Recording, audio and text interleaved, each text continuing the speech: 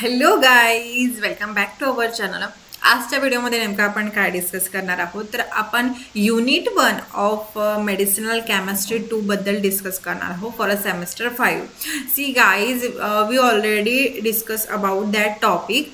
जो आपलं हे टॉपिक आहे ह्यामध्ये आपण डिटेलमध्ये डिस्कशन केलं आहे. आजच्या व्हिडिओमध्ये काय करायचं आहे, तर कम्प्लिटली रिव्हिजन करणार आहोत आपण युनिट नंबर 1 वरती. ठीक आहे, युनिट नंबर 1 वरती दोन टॉपिक आहे. एक आहे अँटीहिस्टॅमिनिक एजंट आणि सेकंड वन आहे अँटी न्यूओप्लास्टिक एजंट. सो आजच्या या व्हिडिओमध्ये आपण कम्प्लिटली रिव्हिजन करणार आहोत about the antihistaminic agents. Means यामध्ये आपण सगळे हिस्टामाइन डिस्कस करणार आहोत, त्याचं storage, release, catabolism, again antihistaminic ड्रगचे classification, H1 antagonist first generation, second generation, H2 antagonist, mast cell stabiliser, gas cell inhibitor. So अशा प्रकारे वेरियस असे टॉपिक आजच्या या कम्प्लीट सेशनमध्ये असणार आहे. Completely revision point of view आजचा मी हे जे व्हिडिओ तुमच्यासाठी प्रिपेअर करत आहे. अगेन गाईज, या सेशनमध्ये आपण completely means A to Z जे काही ड्रग्स आहेत ते सगळे ड्रग आपण डिस्कस करणार आहोत. सगळ्या ड्रगचे स्ट्रक्चर डिस्कस करणार आहोत आणि तेही अगदी शॉर्टमध्ये मीन्स अगदी रिव्हिजन पॉईंट ऑफ व्ह्यू हे सगळं आपलं आजचं सेशन असणार आहे. ओके, अगेन गाईज, जे काही पॉईंट मी तुम्हाला सांगताय ते अगदी मीन्स सिलेक्टेड आणि सगळे इम्पॉर्टंट पॉईंट्स तुम्हाला आजच्या या व्हिडिओमध्ये मी शेअर करणार आहे. Okay, so first of all guys, me Pallavi, assistant professor, तुम्हा सर्वांचं स्वागत करते आपलं मराठी चॅनल आपलं फार्मसीमध्ये, जिथे आपण फार्मसीला आपल्या मातृभाषेमध्ये म्हणजेच आपल्या मराठी भाषेमध्ये बघतो. Okay, so guys, revision point of view आपण बघणार आहोत, तर पटकन आपण आपल्या मेन सेशनला स्टार्ट करूया.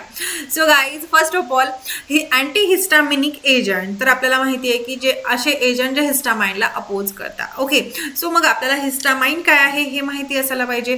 तर हिस्टामाइन हा काय आहे, तर हे नथिंग बट द ऑटोकॉइड्स आहे. हा एक हॉर्मोन्स आहे जो आपल्या बॉडीमध्ये इटसेल्फ जनरेट होत होतो. ओके, सो मग हा काय आहे, तर ऑटोकॉइड्स म्हणजेच काय, तर self. Auto means self and coids म्हणजेच काय, क्युअर.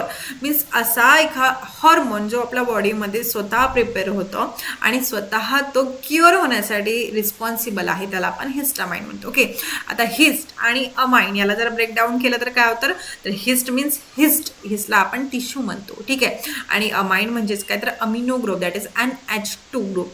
मग असा एखादा कंपाऊंड जो आपल्या टिश्यूमध्ये असतो आणि त्याला NH2 जो कंपोनेंट आहे हा मोस्ट इम्पॉर्टंट आणि इसेन्शियल आहे त्याच्या फंक्शनसाठी, याला आपण हिस्टामाइन म्हणतो. तर हिस्टामाइनचं स्ट्रक्चर जर तुम्ही बघितलं तर का, फर्स्ट ऑफ ऑल, का हिस्टामाइनचं स्ट्रक्चर आपल्याला गरजेचं आहे, का आपण हिस्टामाइन बद्दल डिस्कस करत आहोत, तर सी, हे जे कॅटेगरी आहे ती आहे अँटी हिस्टामिनिक एजंट. मीन्स काय, अँटी मीन्स अपोजिट, हिस्टामाइन म्हणजेच काय, तर त्याचबद्दल आपल्याला डिस्कस करायचं आहे की नेमकं हिस्टामाइन काय आहे, त्याला अपोज करणारे ड्रग आपण बघतोय. आता फॉर एक्झाम्पल, एखादा फायटर आहे. ठीक आहे, एखाद्या फायटरसोबत तुम्हाला फायटिंग करायची आहे.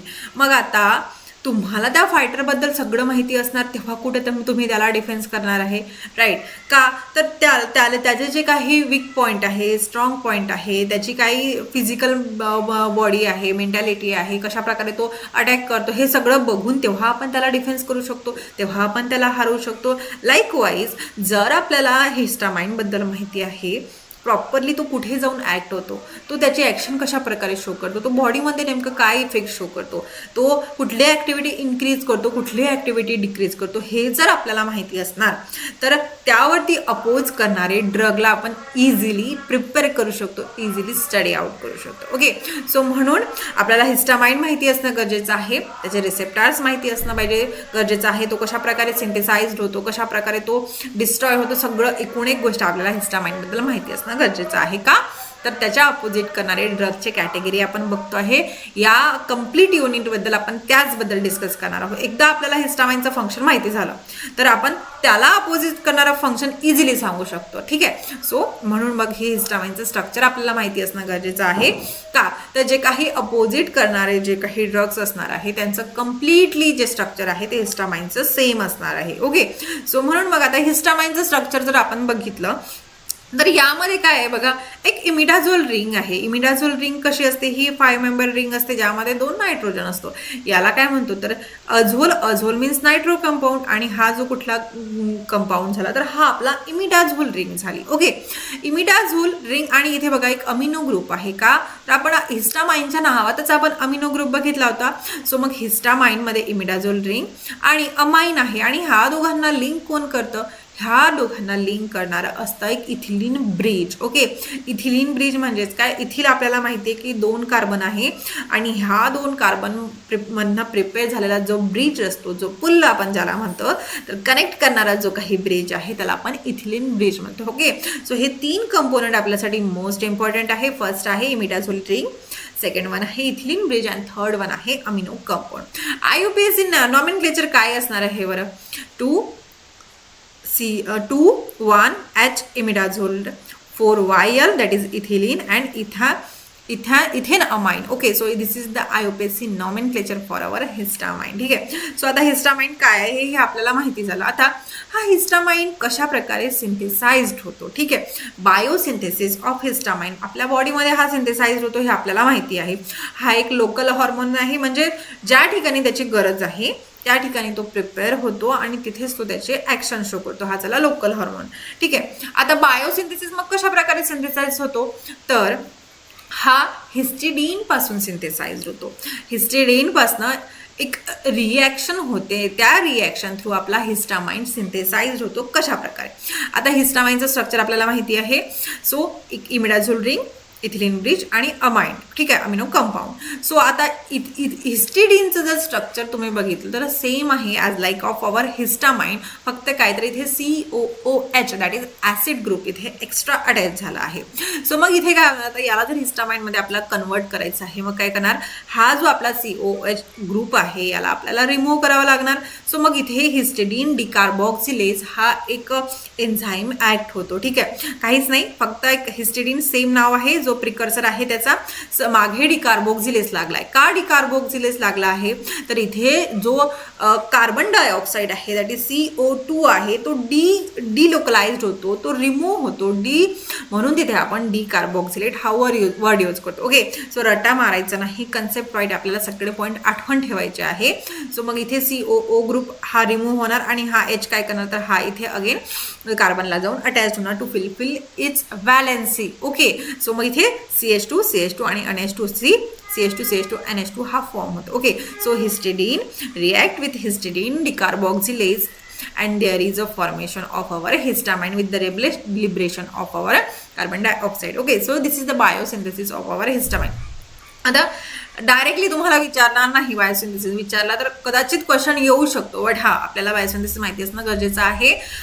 जीपॅट पॉईंट ऑफ व्ह्यू तुम्हाला माहिती असणं गरजेचं आहे. MCQs मध्ये बरेचदा विचारलं जातं. Okay, after that storage of histamine. आता सिंथेसिस कशा प्रकारे होतं हे आपल्याला माहिती आहे. आता हा हिस्टामाइन कशा प्रकारे स्टोर होतं, कुठं स्टोर होतं, सी गाईज, तर व्हेरियस असे पार्ट्स आहे जिथे आपला हिस्टामाइन स्टोर होतो.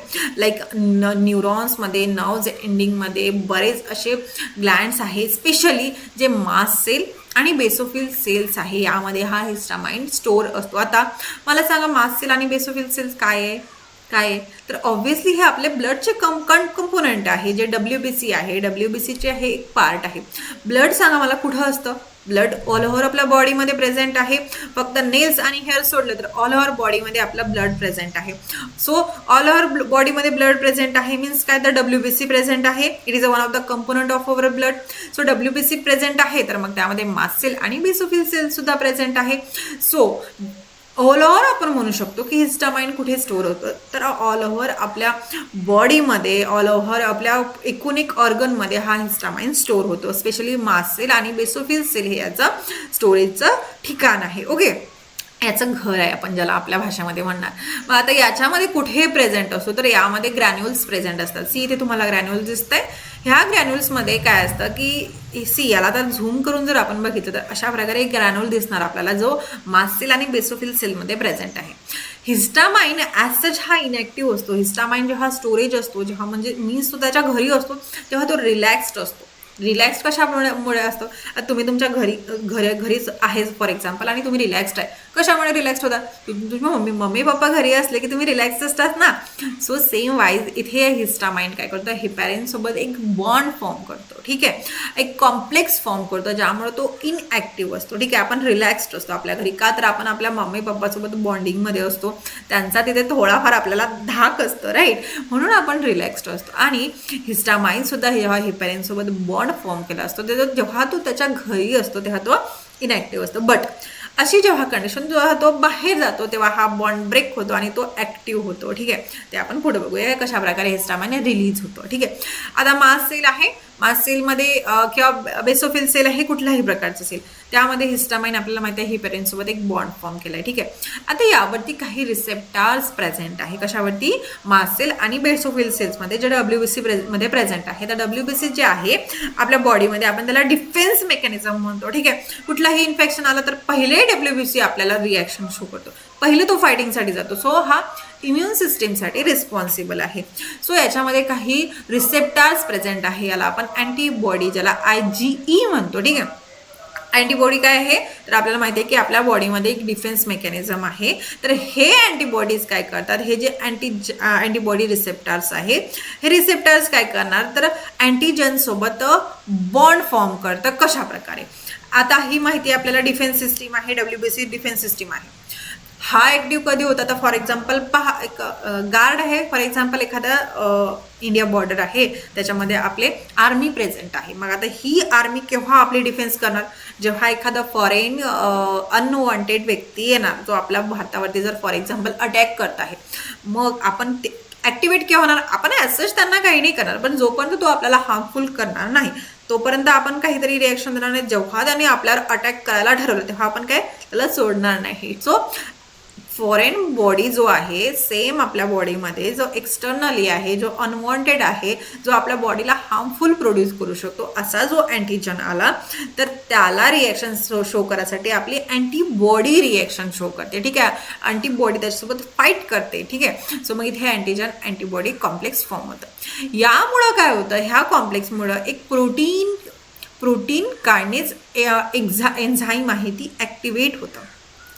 ह्या प्रोटीन कायनेजनं काय होतं की हा काय करतो, फॉस्फोलायपेज दॅट इज PLC ज्याला म्हणतो, फॉस्फोलायपेज C हा एक अगेन एन्झाईम ॲक्टिवेट होतो आणि त्याच्यामुळे काय होतं की कॅल्शियम आयन चॅनल ट्रिगर्ड होतात आणि कॅल्शियम आयन चॅनल काय करतात तर fusion of granule membrane which result release of a granule content histamine. Okay, so मग कॅल्शियम रिलीज होतं. कॅल्शियम रिलीज झाल्यामुळं काय करतो, हा जो हिस्टामाइन आणि हेपॅरिनचा बॉन्ड आहे तो ब्रेक होतो आणि हिस्टामाइन रिलीज होतं आणि हा तो ॲक्टिवेट होतो. ठीक आहे, सो फॉर एक्झाम्पल आता तुम्ही घरी आहात तुमच्या मम्मी पप्पासोबत, ठीक आहे, इनॲक्टिव्ह स्टेटमध्ये.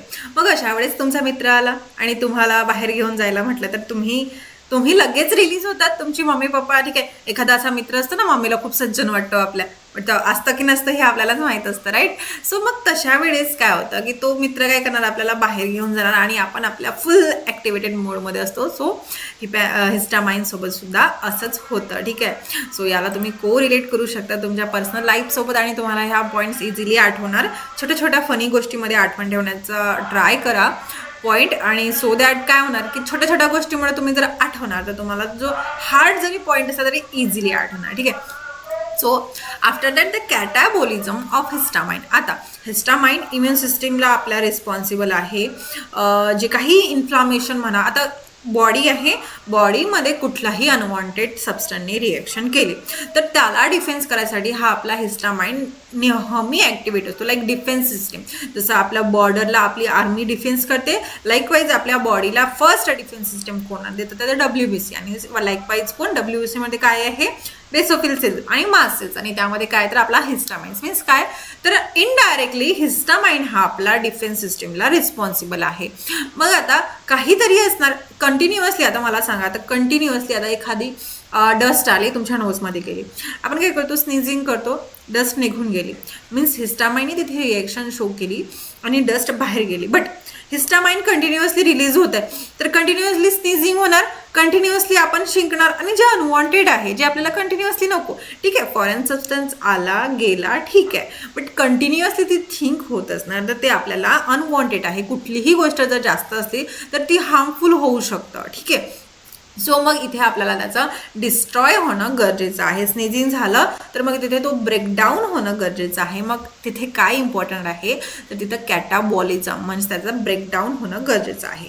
आता हा हिस्टामाइन आहे. हिस्टामाइनला कॅटाबॉलिझम होण्यासाठी 2 वेनी होतं, ठीक आहे. 2 एन्झाईम्स आहे जे याचे डिकम्पोजिशन करू शकतं, कॅटाबॉलिझम करू शकतं. एक आहे डाय अमिनो ऑक्सिडेज DAM आणि सेकंड वन आहे histamine and methyl transferase. Okay, so हे 2 एन्झाईम आहे. यामुळे जो काय होतो आपला जो हिस्टामाइन आहे तो इनॅक्टिव्ह होतो. कशा प्रकारे तर जेव्हा हा डाय अमिनो ऑक्सिडेज आपल्या हिस्टामाइनवरती जाऊन बॉन्ड फॉर्म करतो, रिॲक्शन शो करतो, तर इथे हा जो अमिनो ग्रुप आहे हा अमिनो ग्रुप काय करतो ब्रेकडाऊन होतो आणि इथे एक ॲसिड फॉर्म होतं, ठीक आहे. Means imidazole acetic acid form होतं. आणि अगेन जेव्हा सेकंड वेने हिस्टामाइन अँड मिथिल ट्रान्सफरेज जाऊन याच्यावरती अटॅक करतो तेव्हा काय होतं तर हा जो काय आपला अमिनो कंपोनंट आहे जो मोस्ट इसेन्शियल आहे त्याच्या ॲक्टिव्हिटीसाठी तर तो तिथे ब्रेकडाऊन होतो. इथं कीटोन फॉर्म होता आणि ही जी पोझिशन आहे इथे एक amine means methyl group transfer होते. नावातच आहे histamine and methyl transferase. So इथे मिथिल ग्रुप ट्रान्सफर होतो, ठीक आहे. सो मिथिल इमिडाझोल ॲसिटाल्डिहाइड इथे हा फॉर्म होतो, ठीक आहे. सो अशा प्रकारे हा एक डिकम्पोजिशन होतो, मीन्स मेन जो कंपोनंट आहे तो चेंज होतो. सो गाईज हे हिस्टामाइन बद्दल इन्फॉर्मेशन झाली की हिस्टामाइन कसा आहे, कुठे राहतो, कशा प्रकारे तो फॉर्म होतो, कशा प्रकारे ॲक्टिव्हिटी शो करतो. आता आपल्याला बघायचं आहे अँटीहिस्टामिनिक एजंट, ठीक आहे. प्रिव्हियस अँटीहिस्टामिनिक एजंट बघायच्या अगोदर आपल्याला रिसेप्टार्स बघायचे आहे. आता आपल्याला बघितलं आपण कुठे राहतो, कसा राहतो, बट तो कुठे जाऊन बाउंड होतो हे आपण बघितलं नाही. तर त्याचे रिसेप्टार्स आहे. तर हे जे काही हिस्टामाइनचे रिसेप्टार्स आहे ते जी कपल प्रोटीन रिसेप्टार्स आहे, ठीक आहे. ही एक त्यांची फॅमिली आहे जी कपल प्रोटीन रिसेप्टार्स. त्याचे बेसिकली 4 क्लासिफिकेशन आहे, 4 त्याचे पार्ट्स आहे, H1, H2, H3 आणि H4. हे रिसेप्टर ऑल ओव्हर बॉडीमध्ये प्रेझेंट आहे, बट काही पर्टिक्युलर रिसेप्टर पर्टिक्युलर लोकेशनवरती प्रेझेंट आहे. लाईक H1 रिसेप्टर कुठे प्रेझेंट आहे तर हा स्मूथ मसल, एंडोथेलियल सेल्स आणि न्यूरॉन्समध्ये प्रेझेंट आहे, ठीक आहे. आता स्मूथ मसल, एंडोथेलियल सेल्स आणि न्यूरॉन्समध्ये याचं फंक्शन काय आहे तर हा स्मूथ मसलमध्ये कॉन्ट्रॅक्शन करतो. देन वॉस्क्युलर परमॅबिलिटी इन्क्रीज करतो. नर्व सिस्टीममध्ये स्टिम्युलेशन ऑफ सेन्सरी नर्व्स हे काम याचे आहे. कोणाचे H1 रिसेप्टर. H2 रिसेप्टरचं लोकेशन काय आहे तर स्टमक लायनिंग, स्पेशली जे स्टमकचे लायनिंग प्रेझेंट आहे त्या स्टमक लायनिंगमध्ये H2 रिसेप्टर प्रेझेंट आहे. ॲज अ फंक्शन काय आहे तर regulation of HCl that is hydrochloric acid. जे ॲसिड आपल्या बॉडीमध्ये प्रेझेंट आहे त्याचं सिक्रेशनचं रिलीज कोण करतं तर हा H2 रिसेप्टर करतो. H3 रिसेप्टरचं फंक्शन काय आहे तर हा first of all central nervous सिस्टीममध्ये प्रेझेंट आहे आणि सेंट्रल नर्वस सिस्टीममध्ये जे नर्वचे टर्मिनल्स असतात, नर्व एंडिंग असते, त्या नर्व एंडिंगमध्ये हा H3 रिसेप्टर प्रेझेंट आहे. तर ऑब्व्हियसली नर्व एंडिंगमध्ये हा काय करणार तर जे काही न्यूरो ट्रान्समिटर्स आहे त्यांचं रिलीजचं रेग्युलेशन हा आपला H3 रिसेप्टर करतो. सो मग याला जर आपण एखादा सायकोटिक पेशंट असणार किंवा ज्याच्यामध्ये न्यूरोनल इम्बॅलन्स आहे, मेंटल डिसऑर्डर आहे, त्यांच्या ट्रीटमेंटसाठी आपण H3 रिसेप्टरवरती ॲक्ट होणारे ड्रग यूज करणार, ठीक आहे. सो मग इथे आपल्याला लॉजिक लावायचं आहे की H3 ब्लॉकर काय असणार आहे, H2 ब्लॉकर काय असणार आहे, H1 ब्लॉकर काय असणार आहे. Okay, after that H4 receptor हा कुठे प्रेझेंट आहे तर हा बोन मॅरोमध्ये प्रेझेंट आहे, हा पेरिफेरल ब्लड स्प्लीनमध्ये प्रेझेंट आहे, नर्व्समध्ये, लंग्समध्ये, GIT आणि लिव्हर या सगळ्या लोकेशनमध्ये H4 रिसेप्टर प्रेझेंट आहे. हा H4 रिसेप्टरचं फंक्शन काय आहे तर इन्फ्लामेशन, ॲलर्जिक रिॲक्शन ही कोण शो करतं तर H4 रिसेप्टर शो करतं, ठीक आहे. सो हे रिसेप्टर झाले. आता अँटीहिस्टामिनिक एजंट. आता हे जे काही पर्टिक्युलर रिसेप्टर्स आहे ह्या पर्टिक्युलर रिसेप्टर्सला अपोज करण्यासाठी जो कोणी वर्क करतो तर तो अँटीहिस्टामिनिक ड्रग आहे, ठीक आहे. अँटीहिस्टामिनिक ड्रग काय करतं तर हा ब्लॉक करतो हिस्टामिनच्या रिसेप्टरला. मीन्स अँटी मीन्स काय तर अगेन्स्ट आणि हिस्टामिन्स म्हणजेच काय तर काय जे इम्युन सिस्टीम रिलीज करणारा जो काही केमिकल आहे त्याला जो काही स्टॉप करतो तो झाला अँटीहिस्टामिनिक ड्रग. आता मला सांगा, तुम्ही म्हणणार की तुम्ही तर म्हटलं इम्युन सिस्टीमला ब्लॉक करायसाठी. आता इम्युन सिस्टीमला ब्लॉक करायसाठी का आपल्याला ड्रग पाहिजे? ठीक आहे, नॉर्मली आपली बॉडी इम्युन सिस्टीम शो करते, then it's okay, no problem. But जर ती गोष्ट जर जास्त झाली तर अति प्रमाणात झाली. आता अति प्रमाणात आता होतं बरेचदा काय होतं की असं फॉर एक्झाम्पल एक छोटंसं बाळ आहे आणि आई आहे, आणि आई त्याची भरपूर अशी काळजी घेते, भरपूर अशी, म्हणजे खूप प्रेम करणार. आई कधी चुकीची नसते, बट भरपूर प्रेम करते, भरपूर, म्हणजे आईला वाटते की बाळासाठी काय ठीक आहे हे कोणाला माहिती आहे? आईला माहिती आहे. ठीक आहे, मग ती प्रत्येक वेळेस आपल्याला रोक टोक करत असते.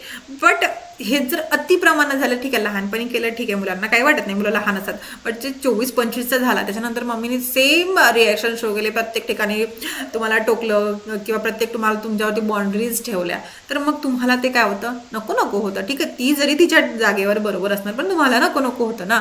मीन्स कुठल्याही गोष्टीचं अनवॉन्टेड जर रेस्ट्रिक्शन केलं तर ते नको नको होतं. लाईक एखादा ॲनिमल आहे, फॉर एक्झाम्पल एक पेट डॉग आहे तुमच्याकडे, आणि त्याला तुम्ही कंटिन्युअसली बांधून ठेवलं, तर काय होणार? जेव्हा तुम्ही त्याला रिलीज करताना, तेव्हा तुम्ही त्याला सोडतात, तेव्हा त्याचे रिॲक्शन बघा. तो असा फिरणार, जिकडे तिकडे नको तिकडे जाणार, जसा तो कधीच बाहेर निघाला नाही, असं होतं. आणि ठीक आहे, लिमिटपर्यंत कुठलीही गोष्ट इट्स ओके, बट लिमिटच्या जर पलीकडे जात असणार तर ते अनवॉन्टेड होतं. सो मग हिस्टामाइन इम्युन सिस्टीम शो करतो. ठीक आहे, एका पर्टिक्युलर लिमिटपर्यंत तो इम्युन सिस्टीम शो करतो, बॉडीला डिफेन्स करतो, तर इट्स ओके. आपल्याला माहिती आहे की बॉडी टेम्परेचर काय आहे, तर हे एक हिस्टामाइनचं रिॲक्शन आहे की बॉडी टेम्परेचर फॉरेन एखादा पर्टिक्युलर आला, बॅक्टेरिया आला, इन्फेक्शन शो करते, तर बॉडी त्याला टेम्परेचर इन्क्रीज करून डिफेन्स करायचा प्रयत्न करते. बट एक्सेस बॉडी टेम्परेचर झालं तर 102, 105 पर्यंत गेलं तर ते बॉडीसाठी हार्मफुल आहे. मग अशा वेळेस अँटीहिस्टामिनिक एजंट देणार, आणि आपण म्हणणार की आता स्वतःची जे काही इम्युन सिस्टीम आहे बाबा ती थांबव, कारण आता भरपूर होत आहे. मग आपण अशा वेळेस हिस्टामाइनला शांत करणार, त्याला इनॅक्टिवेट करणार. मग आपण काय करणार? हिस्टामाइनचे जे काही पर्टिक्युलर रिसेप्टर आहे, फॉर एक्झाम्पल हे रिसेप्टर आहे, हा हिस्टामाइन आहे, जाऊन बाउंड होतो, भरपूर हिस्टामाइन झाले. मग अशा वेळेस काय करणार? याला आपण ब्लॉक करणार, असे याला काहीतरी टाकणार, सेम हिस्टामाइन सारखं दिसतंय त्याला ब्लॉक करणार, आणि म्हणणार की आता नको, हिस्टामाइनची ॲक्शन आम्हाला नको, आता आम्हाला आमची जी इम्युन सिस्टीम आहे त्याला ऑटो इम्युन सिस्टीम इन्क्रीज होणं, मग ती ऑटो इम्युन सिस्टीमला डिप्रेस करायसाठी आपण ही अँटीहिस्टामिनिक ड्रगचा यूज करतो. आय होप क्लिअर असणार. सो गाईज, याची क्लासिफिकेशन बघायची आहे की what is the classification of antihistaminic drug. तर हे 4 कॅटेगरीमध्ये डिस्ट्रीब्यूट झालं आहे. तर ऑब्व्हियसली रिसेप्टार 4 असणार आहे, तर क्लासिफिकेशन सुद्धा 4च असणार आहे, कारण आपण काय करतो? तर रिसेप्टार्सला ब्लॉक करतो आहे. So H1 antagonist, H2 antagonist, gastric proton pump inhibitor. आता gastric proton pump inhibitor means आता हे लोकेशन कशाचं आहे? GIT मध्ये, आणि GITचे रिसेप्टर्स कुठले आहे? तर H3 रिसेप्टर. मग आता इथे आपण H3 न म्हणता याला आपण गॅस्ट्रिक प्रोटॉन पंप इनिबिटर म्हणतो. आणि 4th वन आहे mast cell stabiliser. Means mast cell ज्याच्यामध्ये बेसोफिल सेल्स आणि मास्ट सेल्स होतो, ज्याच्यामध्ये आपला हिस्टामिन ॲक्च्युअलमध्ये प्रेझेंट आहे, त्याला इनिबिट करणारा mast cell inhibitor. Okay, so अशा प्रकारे क्लासिफिकेशन झालं आहे. H1 antagonist. आता अगोनिस्ट आणि अँटागोनिस्ट आपल्याला माहिती आहे. अँटागोनिस्ट म्हणजे काय? तर अपोजिट वर्क करणारा, आणि अगोनिस्ट म्हणजे काय? तर सेम वर्क करणारा. आता इथे जे काही आपण ड्रगची कॅटेगरी बघतोय ते काय आहे? तर अपोजिट वर्क करणारे ड्रग आहे. ओके, सो हे झाले आपले क्लासिफिकेशन. 4 क्लासिफिकेशनमध्ये आपले ड्रग क्लासिफाय झाले आहे.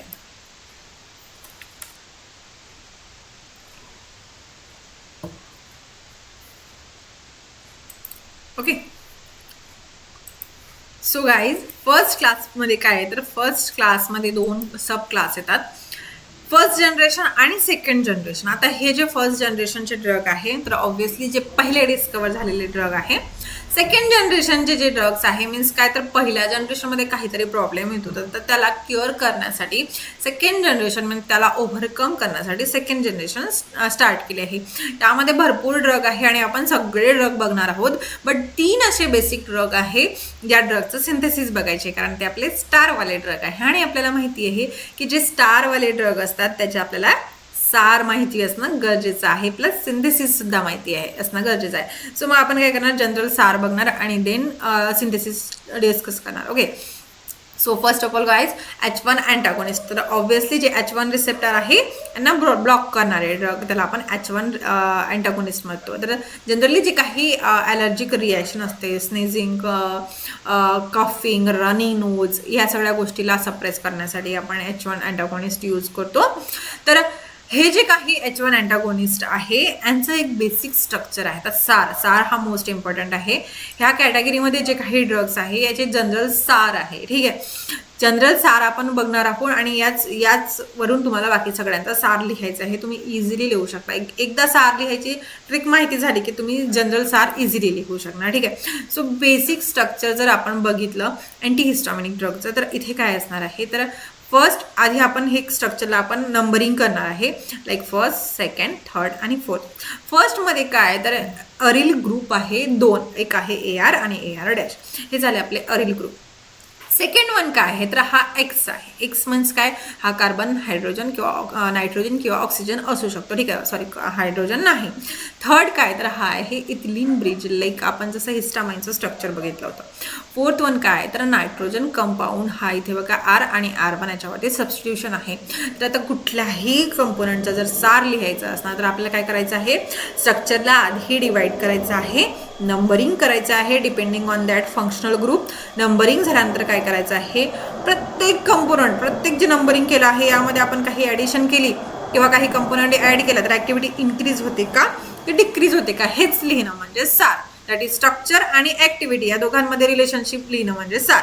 स्ट्रक्चरमध्ये काही चेंजेस केलं तर ॲक्टिव्हिटी इन्क्रीज होते का किंवा ॲक्टिव्हिटी डिक्रीज होते का, हेच आपल्याला फक्त लिहायचं आहे. इतकं सोपं आहे, कारण जनरली सगळे जे स्ट्रक्चर आहे, आता ह्या ड्रगचा आहे डिस्कवर झाला आहे तर हाच स्ट्रक्चर आपल्याला लागणार आहे. याच्यामध्ये चेंजेस करून आपल्याला चालणार नाही. चेंजेस केलं तर काय होणार, ॲक्टिव्हिटी डिक्रीज होणार, हे कॉमन आहे. बट काही असे एक्सेप्शन असतात की जे चेंजेस केलं तर ॲक्टिव्हिटी इन्क्रीज होते. तेच चेंजेस आपल्याला आठवण ठेवायचं आहे, बाकी ओव्हरऑल सगळे ॲक्टिव्हिटी डिक्रीज होते. ओके, सो फर्स्ट वन आहे अरिल ग्रुप, दॅट इज जो आपला हा R होता, राईट, हा झाला अरिल ग्रुप. सो याच्यामध्ये जर आपण सबस्टिट्यूशन केलं तर काय होणार, तर गाईज फर्स्ट वन याच्यामध्ये आपण सबस्टिट्यूशन काय करू शकतो, एक तर फिनिल किंवा हेट्रोसायक्लिक फिनिल सबस्टिट्यूशन जर केला तर ॲक्टिव्हिटी इन्क्रीज होतं. जर 2 फिनिल ग्रुप ॲड केला तर हा डाय फिनिल हायड्रामाइन फॉर्म होतो जो बेटर ॲक्टिव्हिटी इन्क्रीज करतो. फर्दर याच्यामध्ये जर सबस्टिट्यूशन केलं लाईक क्लोरीन, ब्रोमिन, ऑक्सिजन आणि अमिनो कंपाऊंड जर ॲड केला तर ॲक्टिव्हिटी अगेन इन्क्रीज होतं. लाईक इथे बघा एक ब्रोमिन अटॅच्ड आहे, बाकी सेम स्ट्रक्चर आहे, तर हा ब्रोमो डायफिनिल हायड्रामाइन कंपोनंट फॉर्म होतो. ठीक आहे, सो हे सबस्टिट्यूशन केलं तर ॲक्टिव्हिटी इन्क्रीज होते. अगेन एक्स मीन्स काय, तर एक्स हा इथे एक्स आहे. एक्स हा काय असू शकतो, तर हा आपला नायट्रोजन, ऑक्सिजन किंवा कार्बन असू शकतो. ठीक आहे, हा जर आपला नायट्रोजन असला तर हा इथिलीन डायअमाइन डेरिव्हेटिव्ह होतो. ठीक आहे, 2 अमीन आहे म्हणून हा डायअमाइन डेरिव्हेटिव्ह. इथे जर आपला आज हा जर ऑक्सिजन असला तर अमिनो अल्किल इथर ॲनालॉग फॉर्म होता. ठीक आहे, अमिनो अल्किल इथिल ॲनालॉग. ठीक आहे, हा जर आपला कार्बन असला तर amino mono amino propyl analogue form होता. ठीक आहे, आता हा इथे इथिलीन ब्रिज न होता हा प्रॉपिल ॲनालॉग फॉर्म होता. ठीक आहे, सो हा NO आणि C काहीही असू शकतो. थर्ड वन आहे अल्किल चेन, जी चेन आपण मोस्ट इसेन्शियल पाहिली होती, कारण ही अल्किल चेन आपल्याला हिस्टामाइनमध्ये सुद्धा बघितलं.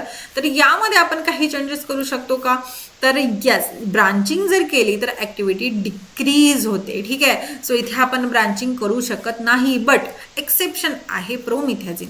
प्रोमिथॅझिनमध्ये जर आपण ब्रांचिंग केली तर हा मोर पोटेंट ड्रग फॉर्म होतो. Okay, so this is the structure of promethazine. आता इथे बघा हे इथिलीन आहे आणि याच्यामध्ये आपण एक CH3 ॲड केला आहे. सो इथे जर आपण ब्रांचिंग केली तर ॲक्टिव्हिटी इन्क्रीज होतं. Okay, after that fourth component आहे that is the terminal amino group. हा ठीक आहे, हा आता इथे बघा हा एक अमिनो ग्रुप आहे. तर इथे आपण काय करू शकतो, तर हा आपला टर्शरीच पाहिजे. जर हा टर्शरी असला तर ॲक्टिव्हिटी मॅक्झिमम असते. जर हा टर्शरी नसणार, सेकंडरी किंवा प्रायमरी असलं तर आपल्याला ॲक्टिव्हिटी मिळणार नाही. का मिळणार नाही, ठीक आहे. आता रिसेप्टर आणि हे जे काही पर्टिक्युलर हार्मोन आहे लॉक अँड की मॅनर्स आहे. प्रत्येक लॉकसाठी पर्टिक्युलर की असते. सेम वाईज याची की काय, तर हा अमिनो कंपोनंट आहे. हिस्टामाइनला माहिती आहे की अमिनो ग्रुप आहे आणि तो टर्शरी आहे. तर मग त्याच्यावरती अपोजिट वर्क करणारे जे ड्रग्ज आहे त्यामध्ये सुद्धा एक अमीन आणि 2 सबस्टिट्यूशन पाहिजे, तेव्हा कुठे तो ॲक्टिव्हिटी शो करणार. ठीक आहे, सो मग हा इसेन्शियल आहे. So this is the SAR, that is structural activity relationship of our H1 antagonist. आता हे जे फर्स्ट जनरेशन आहे H1 antagonistचे याबद्दल आपण डिस्कस करूया. तर फर्स्ट जनरेशन काय, तर फर्स्ट टाइम जे डिस्कवर झाले ते आपले फर्स्ट जनरेशन झाले H1 अँटागोनिस्टचं. आता हे काय कशा प्रकारे ऍक्टिव्हिटी करणार, तर हे जे H1 अँटागोनिस्टचे ड्रग आहे तर ऑब्व्हियसली हे काय करणार, रिसेप्टरला ब्लॉक करणार. आपल्याला माहिती आहे मास्ट सेल्स आहे, मास्ट सेल्समध्ये जेव्हा कॅल्शियम येतं तेव्हा हेपॅरिन आणि हिस्टामाइनचा बॉन्ड ब्रेक होतो and there is a release of our histamine. Histamine release झाल्यामुळे काय होणार, तो त्याच्या H1 रिसेप्टरला जाऊन ब्लॉक करणार आणि ती ब्लॉकेज झाल्यामुळे काय होतं, व्हेरियस अशी रिॲक्शन होतं बॉडीमध्ये, like activation of H1 receptor, त्याच्यामुळे ॲक्टिवेशन ऑफ फॉस्फोलायपेज सी झाला इंक्रीज झाला तर आयनोसिटॉल फॉस्फोलायपेज A3 होतो रिलीज, जो कॅल्शियमचं रिलीज इन्क्रीज करतो. अगेन ॲक्टिवेशन ऑफ फॉस्फोलायपेज A2, हा काय करतो तर जर फॉस्फोलायपेज C इन्क्रीज झाला तर हा DAG म्हणतो त्याला, डाय ॲसिल ग्लिसरॉलची रिलीज इन्क्रीज करतो, जो प्रोटीन कायनेस सीला इन्क्रीज करतो आणि अल्टिमेटली काय होतं की कॅल्शियमचं रिलीज इन्क्रीज होतं. कॅल्शियमची रिलीज काय करतो, फर्दर काय करणार, हिपॅरिन हिस्टामाइनचा बॉन्ड ब्रेकेज करणार, फर्दर हिस्टामाइन इन्क्रीज होणार. म्हणजे ही जी सायकल आहे ती इन्क्रीज होत आहे आणि ऑटोइम्युन डिसऑर्डर होत आहे. मग ह्या चेनला आपल्याला ब्रेक करायसाठी आपण काय करणार, ह्याची ही टॅबलेट आपली that is anti histaminic drug इथे जाऊन ॲक्ट होणार, बाउंड होणार आणि ना ब्लॉकेज करणार. फर्दर हिस्टामाइन येणार नाही, कॅल्शियमचा रिलीज होणार नाही आणि जी काही इम्युन सिस्टीम जे एक्सेस प्रमाणात वर्क करत होत्या ती वर्क करणार नाही. ओके, सो मेकॅनिझम आपल्याला क्लिअर आहे. सगळे ड्रगचं सेम मेकॅनिझम असणार आहे. H1 अँटागोनिस्टचं अपोजिटली वर्क करणार आणि सगळ्यांचं युजेस सेम असणार आहे. ओके, सो फर्स्ट ड्रग आहे, first and most important drug आहे, दॅट इज डायफिनहायड्रामाइन हायड्रोक्लोराईड. हा ड्रग आपला गाईज सो कॉल्ड स्टारवाला ड्रग आहे. मीन्स आपल्याला याचं सिंथेसिस आणि सार माहिती आहे. आता सार सगळ्यांचं जनरल असणार आहे, सिंथेसिस इम्पॉर्टंट आहे, सिंथेसिस आपण डिस्कस करूया. Okay, mechanism of action same आहे, युजेस सेम आहे. आता स्ट्रक्चर बघा, इथे बघा ऑक्सिजन अटॅच आहे, बाकी स्ट्रक्चर सेम आहे आणि हायड्रामाइन हायड्रोक्लोराईड म्हटलं म्हणून इथे HCl अटॅच आहे, बाकी स्ट्रक्चर सेम आहे. एका जनरल स्ट्रक्चरवरून आपल्याला सगळे स्ट्रक्चर लक्षात ठेवायचे आहे. अशा प्रकारे एखादी मार्क करून ठेवा, तुम्हाला ज्याप्रमाणे आठवण करता येईल त्याप्रमाणे आठवण ठेवा, तुम्ही इझिली लिहू शकता. ठीक आहे, सो काय सिंथेसिस. आता फायनल आपल्याला हे स्ट्रक्चर माहिती आहे, आपल्याला काय आठवण ठेवायचं आहे, जे फक्त प्रिकर्सर आहे, मीन्स स्टार्टिंगचे जे कंपोनंट आहे ते आठवण ठेवायचे आहे. ओके, सो इथे प्रिकर्सर काय आहे तर डायफिनिल मिथेन हा प्रिकर्सर आहे. याची reaction in presence of light bromine सोबत होते. जेव्हा ब्रोमीन सोबत रिॲक्ट होते तर हा एक ब्रोमो कंपाऊंड इथे अटॅच होतो. अगेन इथला एक H रिलीज होणार आणि हा Br ला अटॅच होणार, सो HCl रिलीज होतो आणि ब्रोमीन अटॅच झाल्यामुळे डायफिनिल ब्रोमोमिथेन फॉर्म होतो. हा डायफिनिल ब्रोमोमिथेन काय करणार, अनेक अनदर कंपोनंट सोबत रिॲक्ट होतो, that is beta dimethyl amino ethanol. Okay, so he chain बघा, ही चेन सेम आहे जे आपल्याला आपल्या ड्रगमध्ये पाहिजे आहे. सो इथे काय तर अगेन ब्रोमीन आणि हा H आहे, हा H बॉन्ड फॉर्म होतो, अगेन HCl रिलीज होतो आणि इथे हा CH जाऊन ऑक्सिजन जाऊन हा CH ला अटॅच होतो. Okay, and there is a formation of diphenhydrazine. Okay, so आणि इथे अगेन HCl असणार आहे. Okay, so diphenhydrazine hydramine hydrochloride. Okay, so this is the synthesis, अगदी इझी आहे. सेकंड ड्रग आहे guys triprolidine hydrochloride. See this is the structure of our triprolidine hydrochloride. इथे एक double bond present आहे, फिनिलवरती एक CH3 आणि इथे एक N आहे आणि हे बघा इथे हा जो नायट्रोजन आहे टर्शरी आहे, बट हा रिंग लाईक स्ट्रक्चर आहे. याची सिंथेसिस आपल्याला मोस्ट इम्पॉर्टंट आहे. सिंथेसिस हे ड्रग जे 3 ड्रग आहे एक्झाममध्ये विचारले जाऊ शकतात. सो सिंथेसिससाठी प्रिकर्सर काय आहे तर 4-मिथिल ॲसिडोफिनॉन आहे, C फिनिल आहे, इथे एक CH3 C double bond CH3. याची रिॲक्शन हा H सायनाइड ऑक्सिजन सोबत रिॲक्शन होते and again it react with pyrrolidine. ही रिॲक्शन मॅनिश रिॲक्शन आहे. मॅनिश रिॲक्शन आपल्याला ऑर्गॅनिक केमिस्ट्रीमध्ये आपण बघितली आहे. हे जे कंपाऊंड एकमेकांसोबत जे हा रिॲक्शन होता इथे एक बॉन्ड फॉर्म होतो. ठीक आहे, हा नायट्रोजन हा ऑक्सिजन सोबत हा कार्बन सोबत बॉन्ड फॉर्म होता and there is a formation of four methyl three pyrrolidine propionine. Okay, again हा कंपोनंट 2-ब्रोमोपायरोलिन सोबत रिॲक्ट होतो and there is a formation of intermediate. Again as a dehydration होतं, मीन्स वॉटर मॉलिक्यूल रिलीज होतो and there is a formation of our triprolidine. Okay, so this is the synthesis of our triprolidine. वारंवार revision केल्यामुळे ही synthesis तुम्ही आठवण ठेवू शकता. ठीक आहे, अगेन आता आपण बघणार आहोत ड्रग. ह्या कॅटेगरीमध्ये जे येणारे सगळे ड्रग गाईज आपल्याला बघायचे आहे. ओके, प्रोमेथॅझिन क्लोराईडचं स्ट्रक्चर. आता इथे बघा 3 रिंग्स आहे. इथे एक सल्फर आणि नायट्रोजन आहे. मिथ अझाईल म्हटलं तर मग आपल्याला नायट्रोजन आणि सल्फर सुद्धा लागणार आहे. सो ही ब्रांचिंग आहे. Okay, again mechanism of action आणि युजेस सगळ्यांचं सेम असणार आहे. सेकंड जो ड्रग आहे that is doxylamine succinate. This is the structure of our doxylamide succinate. Succinate म्हटलं म्हणून हा CH2COOH CH2COH हा इथे अटॅच पाहिजे आपल्याला. ठीक आहे, सो ही स्ट्रक्चर तुम्हाला वारंवार रिपीट करायचं आहे. थोडं कोरिलेट करा. इथे इथिलीन चेन आहे, ऑक्सिजन आहे, नायट्रोजन CH3 सेम आहे. फक्त इथे काय आहे तर इथे एक CH3 ची ब्रांच वाढली आहे आणि इथे एक नायट्रोजन अटॅच आहे, बाकी सेम आहे. आफ्टर दॅट हे जे काही ड्रग्स आहे या कॅटेगरीमध्ये येणारे प्रत्येक ड्रग. आता प्रत्येक ड्रग तुम्ही कशा प्रकारे आठवण ठेवणार. आता इथे स्ट्रक्चरल सिमिलॅरिटी आहे गाईज. कॅटेगरीमध्ये ड्रग भरपूर आहे आय नो, बट त्यामध्येही काहीतरी सिमिलॅरिटीज आहे ज्यावरून आपण ड्रग आठवण ठेवू शकतो. आता हे जे 3 ड्रग तुम्ही बघताय या तिघांचं स्ट्रक्चर बघा इथं सेम आहे. Phenyl ring chlorine substitution, phenyl chlorine substitution, phenyl chlorine substitution, same इथपर्यंत सेम आहे. ठीक आहे, अर्धा पोर्शन सेम आहे. फक्त इथे बघा आता क्लोर सायक्लाझिनमध्ये एक CH3 आहे. ठीक आहे, and CH3. आता मिक्लेझिन हायड्रोक्लोराईडमध्ये काय आहे तर हा फक्त CH3 नाही तर इथे एक फक्त एक रिंग अटॅच आहे ज्याला CH3 आहे. अगेन इथे बघा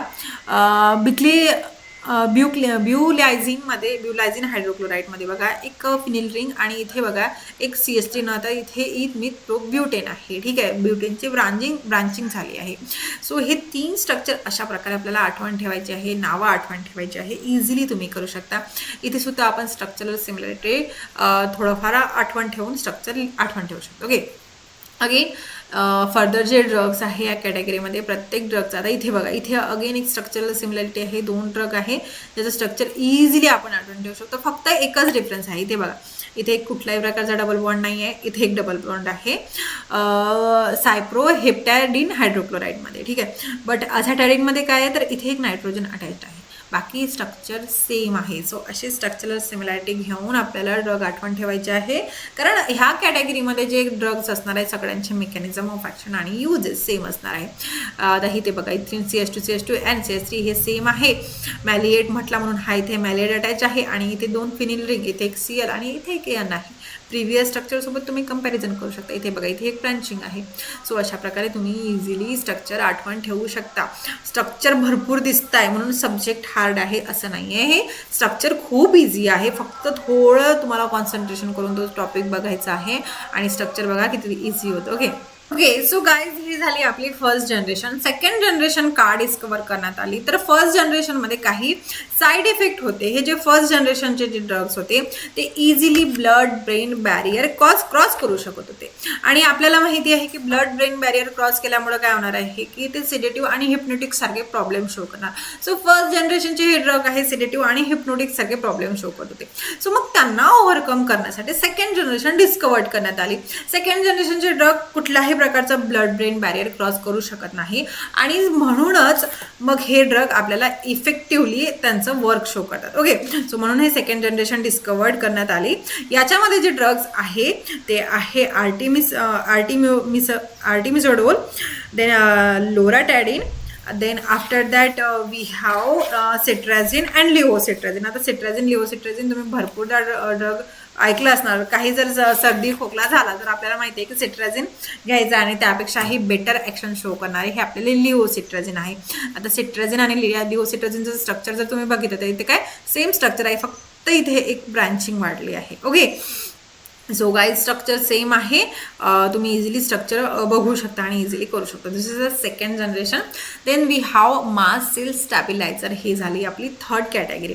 मास सेल स्टॅबिलायझर काय करणार आपल्याला माहिती आहे की मास सेल आता इथे आपण जे प्रिव्हियसली डिस्कस केलं होतं. मास सेल काय करत होतं तर मास सेलमध्ये आपले जे हिस्टामाइन आहे तो हिस्टामाइन स्टोर्ड होत होता. ठीक आहे, मास सेल काय करत होता हिस्टामाइनला स्टोर करत होता आणि हिस्टामाइनचा रिलीज करत होता. सो मग आता इथे आपण काय करणार सेकंड वेनी जर रिसेप्टरला ब्लॉक करून झालं तरीही हिस्टामाइन भरपूर आहे, कारण प्रोडक्शन तर भरपूर आहे, रिलीज तर भरपूर आहे. मग अशा वेळेस आपण काय करणार, मास्ट सेललाच सांगणार की बाबा नको, आता मला हिस्टामाइन नको रिलीज करू, त्याला शांत कर. मग आपण त्याला काय करणार, शांत करणार, स्टेबल करणार. सो मग आपले मास्ट सेल स्टॅबिलायझर इथे सांगणार की इथे नको आम्हाला हिस्टामाइन. ओके, सो अशा प्रकारे मास्ट सेल स्टॅबिलायझर आपले वर्क करणार. Okay, so overall mast cell stabiliser काय करणार की जे काही ॲलर्जिक डिसऑर्डर आहे त्याला मेंटेन करायचं काम करणार. आणि यामधले जे ड्रग आहे ते आहे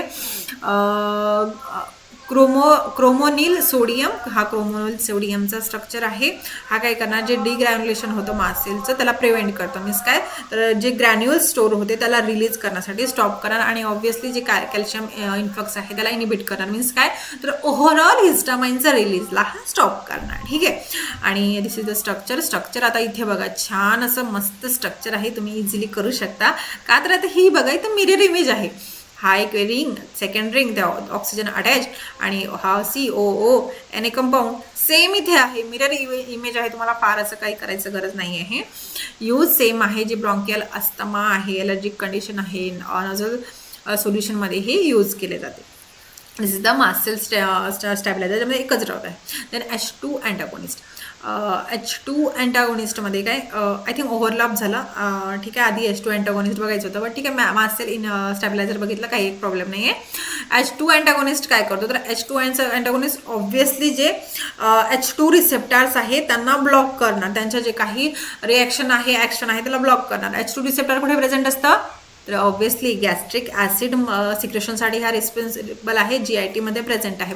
मग अशी कंडिशन जिथे गॅस्ट्रिक ॲसिडमध्ये भरपूर ॲसिड सिक्रेशन होत आहे. ठीक आहे, फॉर एक्झाम्पल हे GIT आहे आणि ते भरपूर ॲसिड सिक्रेशन होतं. यामुळे काय होणार की भरपूर ॲसिड काय होतं, अल्सर प्रोड्यूस करतं. डिओडेनम अल्सर होऊ शकतं, भरपूर अनवॉन्टेड थिंग होऊ शकतं. ॲसिडिटी म्हणतो आपण ज्याला, जनरल ॲसिडिटी, बट ॲसिडिटी जास्त प्रमाणात झाली तर इरिटेट होतं. इथं हे जे पूर्ण रूट आहे इथे इरिटेशन होतं, ॲसिडिटीवाल्यांना माहिती आहे हा त्रास.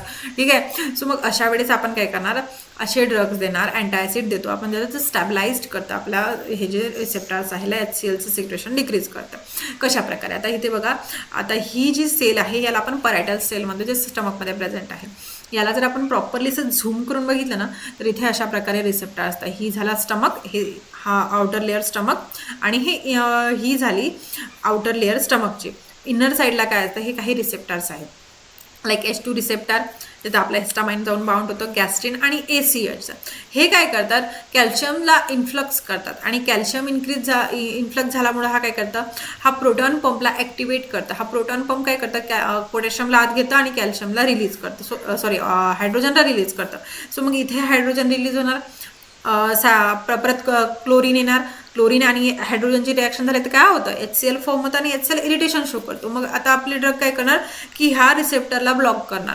सो मग हे फर्दर जे काही ट्रान्झॅक्शन आहे ते होणार नाही, आणि पॉझिटिव्ह आयनचं रिलीज होणार नाही, मग HCl फॉर्म होणार नाही. ठीक आहे, सो अशा प्रकारे H2 अँटागोनिस्ट वर्क करतात. याच्यामध्ये मोस्ट इम्पॉर्टंट ड्रग आहे तो आहे सॅमिटिडिन. सॅमिटिडिनचं स्ट्रक्चर आता तुम्हाला स्क्रीनवर दिसतंय. This is the structure of our cimetidine. सॅमिटिडिनचं सिंथेसिस आहे गाईज. सिंथेसिस जर आपल्याला लेंदी वाटतं, बट तुम्ही थोडं प्रॅक्टिस करा, तुम्ही इझिली याचं सिंथेसिस करू शकता. 2 क्लोरो ॲसिटिक ॲसिड जे रिॲक्शन हे फॉर्मामाइडसोबत होतं, एक बॉन्ड फॉर्म करतं, आणि ही कुठे बॉन्ड कसं फॉर्म करतं, एक रिंग फॉर्म करतं. भरपूरदा प्रॅक्टिस केली ना तर तुम्ही इझिली करू शकता. Okay, so this is the synthesis. ह्या कॅटेगरीमध्ये आपल्याला फॅमिटिडिन आहे आणि रॅनिटिडिन आहे. रॅनिटिडिन तुम्ही बऱ्याचदा ऐकलं असणार. रॅनिटिडिन जनरली जे अँटीबायोटिक्ससोबत रॅनिटिडिन दिलं जातं. अँटीबायोटिक्स घ्यायच्या अगोदर, जेवणाच्या अगोदर रॅनिटिडिन दिले जाते, आफ्टर दॅट जेवण, आणि आफ्टर दॅट अँटीबायोटिक देतं. सो दॅट काय होतं की गॅस्ट्रिक इरिटेशन होऊ नये म्हणून हे ड्रग्स फॅमिटिडिन, रॅनिटिडिन यूज केले जाते. Okay, these are the structure of our component. आता स्ट्रक्चर कसे आठवण ठेवणार, वारंवार प्रॅक्टिस करून तुम्ही स्ट्रक्चर आठवून ठेवू शकता. Okay, after that last category आहे guys gastric proton pump inhibitor. आता गॅस्ट्रिक प्रोटॉन पंप इनिबिटर काय करणार की हे जे GIT-मध्ये प्रोटॉन पंप्स आहे ते काय करतात, सोडियम पोटॅशियम एटीपेज पंपला रेग्युलेट करतात. लाईक इथे आपण बघितलं होतं. ठीक आहे, हा जो पंप आहे याला रेग्युलेट कोण करतं, गॅस्ट्रिक प्रोटॉन पंप इनिबिटरला, ह्या प्रोटॉन पंपला एटीपेज म्हणून हा एक एन्झाईम आहे, हा रेग्युलेट करतो. सो आता इथे काय करणार ड्रग आपले याला डायरेक्टली ब्लॉक करणार. Okay, so this is the gastric proton pump inhibitor. Okay, या कॅटेगरीमध्ये जे ड्रग आहे ओमेप्राझोल. आता ओमेप्राझोल, ओमीची गोळी सगळ्यांनी ऐकली असणार. तुम्ही जरी घेत नाही तर तुमची मम्मा तरी घेत असणार, तुमचे पप्पा तरी घेत असणार. हा मोस्ट कॉमन ड्रग आहे जो आपण most of the time use करतो. आता त्याचं स्ट्रक्चर बघा. आता इथे बघा सेम स्ट्रक्चर आहे, फक्त आता इथे हा लोन्सोप्राझोलमध्ये काय आहे, आता एक CH3 नाही आहे आणि इथे OCH3 आहे, बट आता इथे F3 आहे, CF3 आहे.